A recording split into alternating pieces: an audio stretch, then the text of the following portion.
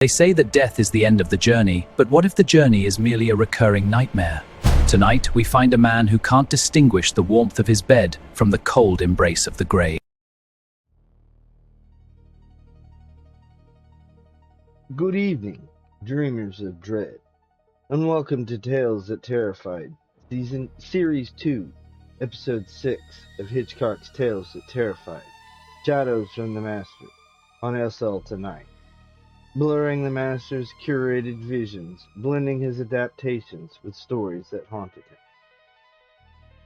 Before we dig into tonight's curious tale,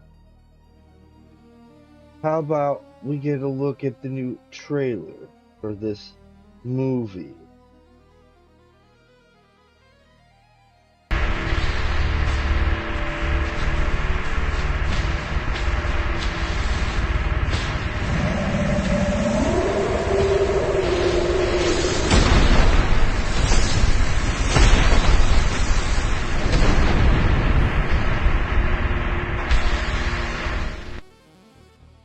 Very nice.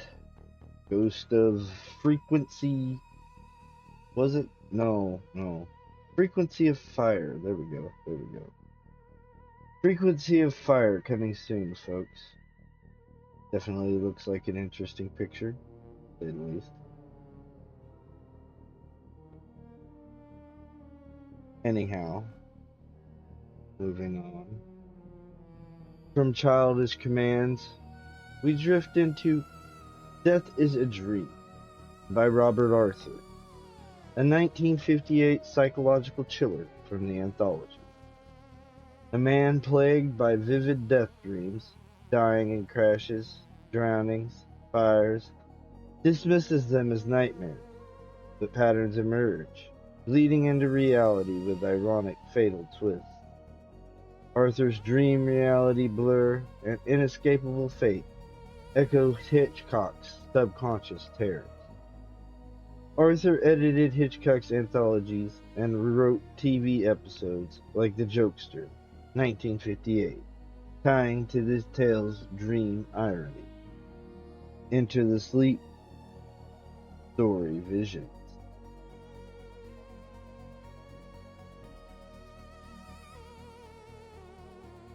You're asleep now, David. Yes, I'm asleep. Want you to rest a minute while I talk to your wife. Alright, doctor. I'll rest. Your husband is under light hypnosis now, Miss Carpenter. We can talk without disturbing him. I understand, Dr. Manson. Now, tell me about these nightmares he's been having. You say they started the night you were married? Yes, doctor, a week ago. He came directly here to our new house after the ceremony. They had a small wedding supper here and didn't retire until midnight.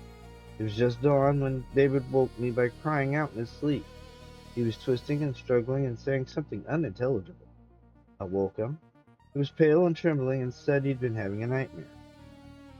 But he couldn't remember any of the details. No, nothing. He took a Seconal and went back to sleep. But the next night the same thing happened, and the next. It happened every night. A recurrent dream, I see. But you mustn't be alarmed. I've known David since he was a boy, and I think we can rid him of this nightmare without difficulty. Oh, doctor, I hope so. Possibly Richard is trying to break through into his consciousness again. Richard? Who's Richard? Richard is David's other self, his other personality. I don't think I understand.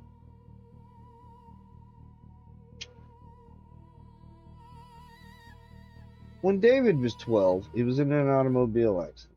This gave him a severe nervous shock and resulted in a form of schizophrenia in which he developed two distinct personalities.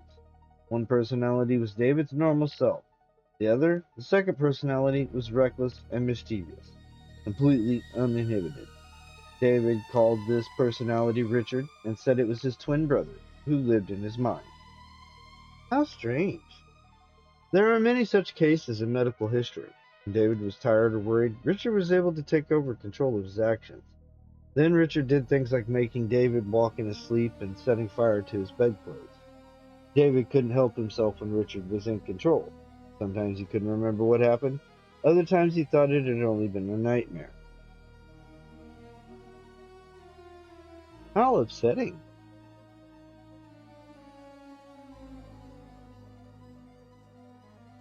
I handled David's case at the time and thought we had made a complete cure and banished Richard for good.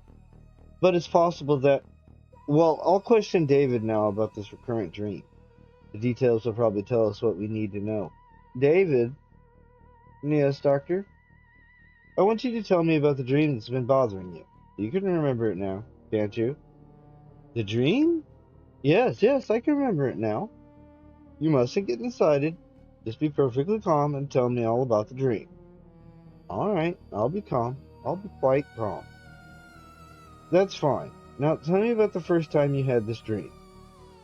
The first time, that was the night Anna and I were married. No, that's wrong. It was the night before we were married. You're sure of that? Yes, I spent the whole day arranging my law practice so I could take a few days off. In the evening, I came out to this new house we'd bought here in Riverdale to make sure everything was ready. I wanted everything to be perfect for Anne. Anne. It was nearly 11 before I got back downtown to my bachelor apartment. I was terribly tired. I went to bed, but I was too tired. I couldn't sleep. I took a Seconal tablet, but I'd hardly fallen asleep before the dream began. How did it begin, David? I dreamed the telephone rang. The telephone actually was on the table beside my bed, and in my dream I sat up and answered it. For the moment, it seemed real to me. I thought I actually had answered the phone. Then I realized I was dreaming. What made you realize that, David? Because it was Louise who spoke to me, and even in my sleep I knew that Louise was dead. When did Louise die, David? A year ago. She was driving through the mountains of West Virginia to visit her parents when her car went off the road. She was burned to death. So, of course, when you heard her voice, you knew you were dreaming. Yes, of course. She said, David, this is Louise. David, what's the matter? Why don't you answer? For a moment, I couldn't speak. Then in my dream, I answered, It can't be Louise. Louise is dead. I know, David. Louise's voice had the same mocking note I learned to know so well when she was alive. Why, of course. This is just a dream, I told her. In a minute, I'm going to wake up. Oh, yes, indeed, darling, Louise answered me. I want you to be awake when I call on you. I'm leaving the cemetery now. I'll be there soon. Then I suppose she hung up. I don't know. Suddenly it changed the way dreams do, and I was sitting up, fully dressed, smoking a cigarette, waiting for Louise to leave the cemetery and come to my apartment. I knew she couldn't, but as one accepts the impossible in a dream, I sat waiting for her. I had smoked 2 cigarettes when the apartment doorbell rang. Mechanically, I crossed the room and opened the door. But it wasn't Louise who stood there. It was Richard. Your twin brother, Richard. Yes, my twin brother, but taller than I, stronger, handsomer. He stood looking at me, smiling, self-assured, the old recklessness in his eyes. Well, David, he asked, aren't you going to invite me in? And after haven't seen each other for 15 years? No, Richard, I cried. You can't come back. But I am back, he said, and pushed past me into the room. I've been planning to visit you for a long time, and tonight seemed like a good occasion. Why have you come? I demanded. You're dead. Dr. Manson and I killed you. Louise is dead, too, but she's coming back tonight. Why shouldn't I? What do you want? Only to help you, David. You need somebody to stand by you tonight. You're much too nervous to face a dead wife by yourself. Go away, Richard, I begged him. There's someone at the door, he answered. It must be Louise. I'll leave you alone to talk to her, but remember, I'm here if you'll need me. He strolled into the next room. The doorbell sounded again impatiently, and I opened the door. Louise stood there. She was dressed all in white, just as I had buried her, and the veil that had hidden the terribly burned face made a little swirling movement about her head as she brushed past me silently in the room and settled, ever so slowly, into a chair. For a long moment, Louise said nothing.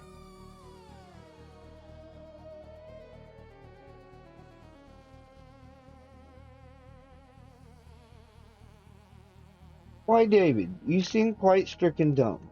Do shut the door. It's causing a draft, and I'm not used to drafts. I've been shut up in a stuffy coffin for almost a year, you know. I closed the door and words burst from me.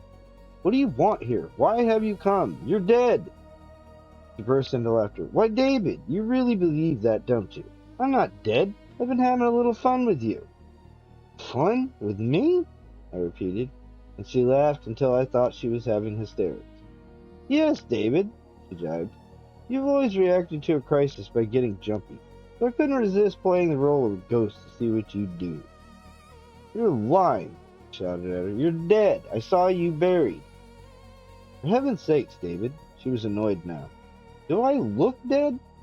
She flung back her veil and showed me her face. Her cheeks were flushed, her eyes bright, her teeth showing a small feline smile.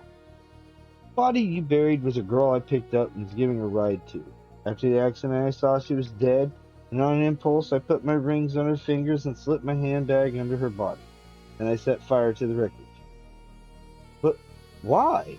I groaned, slinking into another chair. Why did you do it? Because it amused me. I was more tired of you than you of me, and I liked the idea of living as another person. Besides, I knew that when I got tired of the game, I could always come back, and now that I've run out of money, I'm back. But I'm getting married tomorrow, to Anne. I know, I read the papers. It occurred to me you might not want me to stay around. All right, David, darling, I'll go away and play dead some more. You can go ahead and marry the daughter of your best client, but, of course, I'll need money. No, I won't give you any money. You're dead. I can just see the headlines tomorrow night, Louise said. Prominent young lawyer's wife returns from grave. Supposedly dead wife interrupts wedding. No! I won't let you. Really, all I need is $10,000. I'll get a very quiet divorce, and your new marriage can be legalized again later. You'll see. It'll work out very simply. I could not answer. My mind was whirling. I felt weak, confused, uncertain. Only the deep-seated realization I was having a nightmare saved me from collapsing. Louise rose. Think it over. I'll go powder my nose. I'll give you 5 minutes, then I'll expect a check. She walked out of the room. I covered my face in an agony of indecision, wishing I could wake up. When I looked up again, Richard, my twin brother, was standing before me. I say you handled that rather badly, David. You let her scare you with her ridiculous joke about being dead. Now she knows she has you beat. But she is dead, I cried. This is all just a dream. Who can say what's a dream when it's real? My advice to you is don't take any chances. You give her the money, she'll come back for more. There's nothing I can do, I said in despair. Of course there is. Louise died once, she must die again. No, I won't listen to you. Then I see I shall have to take matters into my own hands, as I did when we were boys. Look at me, David. No, I tried to turn my eyes away, but his gaze held me, brilliant, mesmeric. Look into my eyes, David. I won't. I won't. I could not turn away. I felt as I had years ago when we were boys. Richard's eyes grew bigger and bigger until they were pools of dark water in which I was about to be swallowed up. Now, David, I'm going to take charge of your body as I used to, and you'll have to go where I've been all this time, deep down in our brain. I struggled for an instant longer, but his eyes, like enormous pools into which I was falling, came closer and closer. Then there was a wrenched feeling, and Richard vanished. I knew he had won. He was real now. He controlled our body, and I was helpless. I could look and listen with our body, with our eyes and ears, but I could not interfere with anything he chose to do. Louise re-entered the room. Her eyes were bright and self-assured. Well, David, she asked, have you made up your mind yet? Yes, Louise, I have. Richard spoke in a voice deeper than mine, stronger, more confident. Louise seemed puzzled by the change. Make the check to cash, he said in a moment. I'll get the divorce in Las Vegas. No one will associate my name with yours. Carpenter is a fairly common name. There will be no check and no divorce, Richard told her. And there will be publicity, rather lurid and unpleasant. It'll hardly do for your career any good. There will be no publicity either. And just for your information, I'm not David. I'm Richard. Richard? Lisa's face mirrored uncertainty. What on earth are you talking about? I'm David's twin brother, the one who does the thing David doesn't dare to do for himself. You're being ridiculous. Now I'm going. I'll give you until 9 tomorrow to change your mind about that check. There will be no check. You have no intention of keeping any agreement, and I know it. Richard took a step forward. For the first time, Louise seemed alarmed. She turned as if to run. He caught her arm, spun her around, then with both hands seized her around the throat. I had to watch, helpless, as his hands pressed more and more tightly into her throat, while her face changed color and her eyes became enormous. She struggled for perhaps 30 seconds, trying to kick and scratch, then her struggle ceased. That was unconsciousness. Her face became livid, saliva streamed from the corners of her slack mouth. Her eyes seemed to be forced from their sockets, glaring and open. Calmly, Richard continued the pressure on her throat until she was unmistakably dead. Then he let her fall in a heap on my floor. "All right, David," he said. "You may speak now." "You've killed her!" Richard wiped his lips with my handkerchief. "An interesting point. Have I, or haven't I, killed her? Was she alive, or was she really dead all the time?" "You're confusing me," I complained. "Of course she was dead. It's only a dream, but even in a dream we can't leave a body lying on your apartment rug, can we? Seems we must take her back where she belongs, Fairfield Cemetery." "That's impossible." "It'd be impossible for you, but not for me. I'm simply going to carry Louise down in an elevator, get in a taxi, and drive to the cemetery. And now you are to be silent until I permit you to speak." Calmly, he proceeded to carry out his insane scheme. First, he put on my hat and gloves. Then he took Louise's veil from her purse and he pinned it to her hat. He brushed her coat and smoothed back her hair, which had become disarranged in the struggle. Then he picked up her body in his arms, carrying her as if she were a sleepy child, and strode to the elevator. He rang the doorbell and stood there, Louise's dead body cradled in his arms, humming to himself. The elevator came after a moment, and Jimmy, the night attendant, opened the door. "Oh, a little trouble, Jimmy," Richard said as he stepped in. He had to turn sideways to get Louise through the elevator door, and the movement made her purse slip from her lap, where he had placed it. Jimmy stooped for it and put it back. "The young lady," Richard's tone was man to man, "apparently started drinking before she got here. I gave her one cocktail and she's out like a light. Now I gotta get her back home. Can you give me a taxi at the side entrance?" "Sure thing, Mr. Carpenter." It was apparent that Jimmy understood perfectly.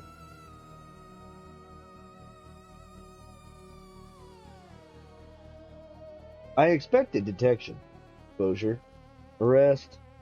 Instead, Jimmy brought a taxi. Richard stepped into it with Louise, and we started off as if it were perfectly natural for a man to carry a dead woman about New York at midnight.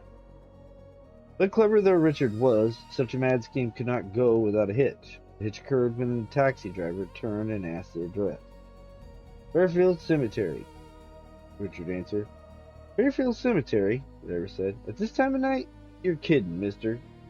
"Not at all." Richard always became annoyed when anyone wouldn't take him seriously. "This lady's dead, and I'm gonna bury her." "Listen, mister," the driver turned all the way around, a small, truculent little man whose face was red with anger. "I don't like you society mugs and your funny stuff. Now tell me where you want to go or get out of my cab." Richard hesitated, then shrugged. "Sorry," he said. "That wasn't a very good joke, was it? Take us to Riverdale, 937 West 235th Street. Okay, that's better."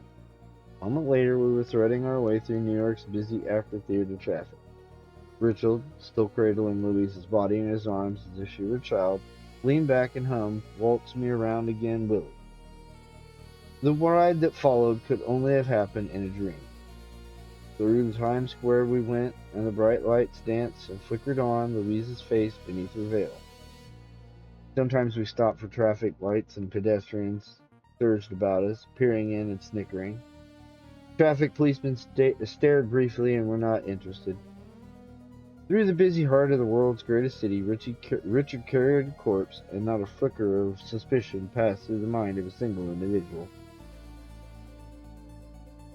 Presently, we swung off onto the Henry Hudson Highway and sped along it to Riverdale, where we drew up at the address Richard had given. This house, the house I bought for Anne and me to live in. Cautiously, Richard eased Louise out of the cab, managed to get his hand in his pocket, pulled out a bill, paid off the driver, and sent him away. The night was dark. The street was still. No one saw Richard as he unceremoniously dumped Louise on the cold stone steps, found the key, and carried her inside. He did not turn on the lights. Instead, he dropped Louise onto a couch in the living room and sat down opposite her and lit a cigarette. "All right, David, you may speak now," he said. "Richard," I said in English, "are you mad? Bringing Louise here is no better than leaving her in my apartment. Now what are we going to do?" "I'm considering that point now." Richard sounded petulant. He hated for obstacles to arise to balk his plans. Too bad that silly driver wouldn't go to the cemetery. And then Louise sat up. She sat up, swaying like one who was ill. Her hand went to her throat, and when she spoke, her voice was hoarse, her words thick. "David, you tried to kill me." Richard turned to look at her. In the darkness, she was a blur, ghostly, remote. "It seems I didn't do a very complete job," he remarked, sounded annoyed. "You tried to kill me," she repeated, as if finding the fact impossible to believe. "You'll go to jail for this, I promise you, you will." "Nothing of the sort." He rose to his feet and towered dangerously over her. "I merely have to do the job over again, that's all." Louise shrank away from him. "No, for God's sakes!" she cried out. "I'm sorry, David. I didn't mean it. I shouldn't have come back. I'll go away again. Really, I will. I'll never bother you again, David." "I'm Richard, not David," he told her, his voice sulky. "You're very hard to kill, aren't you, Louise? You've died twice now, and still you aren't dead. Perhaps the third time will make it final." "Richard, stop!" I shouted at him. "Let her go. She means it. She'll go away and never—" "You don't know much about women like Louise," Richard sneered. "Anyway, this is between her and me now. You're becoming a nuisance. Go to sleep, David. Go to sleep."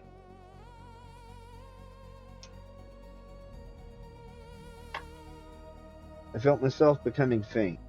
Darkness overwhelmed me. In my dream, it happened as it happened those times when I was a boy. Richard banished me completely, and I was free to do just as he pleased. I knew nothing more until I found myself in my pajamas in my own bed. Richard stood in the center of the room, smiling at me. "Well, David, here you are, safe and sound again," he said. "And I'm off. I'll be back, though. You can count on that." "Louise," I explained. "What have you done with her?" Richard yawned. "Forget Louise. She won't trouble you again. I persuaded her to see your point of view in the matter, David." "How? What did you do to her?" Richard merely smiled. "Good night, David. Oh, and in the morning, I don't want you to be distressed by anything. So remember, this has just been a dream. Just an interesting dream." With that, he was gone. An instant later, I opened my eyes to find it was 9 in the morning and the alarm clock was ringing. And that's what my dream was, Doctor. "Thank you, David. I understand now. I'm going to explain your dream to you, and then you'll never have it again." "Yes, Doctor. Before your first wife, Louise, died, you wished her dead, didn't you?" "Yes, I wanted her to die." "Exactly. Then when she did die, you felt an unconscious sense of guilt, as if you'd murdered her. On the eve of your marriage to Anne, that sense of guilt manifested itself as a nightmare in which Louise was alive again. Probably the ringing of your alarm clock made you think of a telephone, and that started off the whole dream. Louise, Richard, everything. You understand?" "Yes, Doctor, I understand. Now you're going to rest for a moment. When I next say wake up, you will do so. You'll have forgotten the dream utterly. It'll never trouble you again. Now rest, David." "Yes, Doctor." "Oh, Dr. Manson?" "Yes, Miss Carpenter." "You sure he won't ever have the dream again?" "Quite sure. His unconscious guilt feeling has been brought to the surface, if I may put it that way, and so removed. I'm so glad. Poor David was on the point of a breakdown. Oh, excuse me, there's the doorbell." "Of course."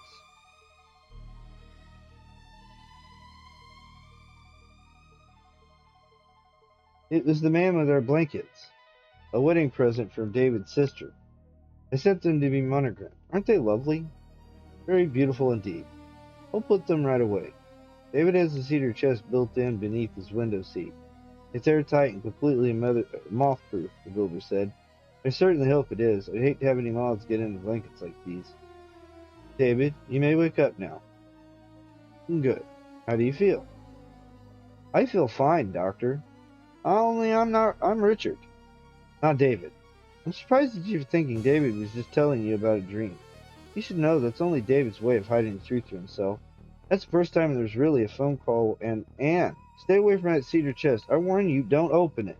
All right, I warned you, but you had to go ahead and open it. Now, there's no use in you standing there screaming, you know.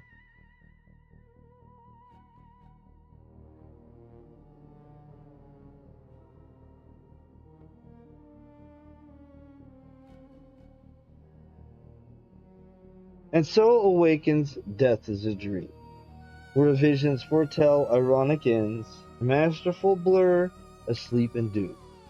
As dreams dictate, it reflects Hitchcock's craft of subconscious traps. Arthur's TV adaptations expanded anthologies.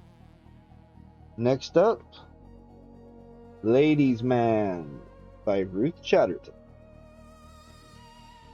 Okay, folks, dream warily, and hopefully you can catch Frequency of Fire. Yeah, I gotta get that name right. Oh, either way. Dream warily, folks. Like, comment, subscribe.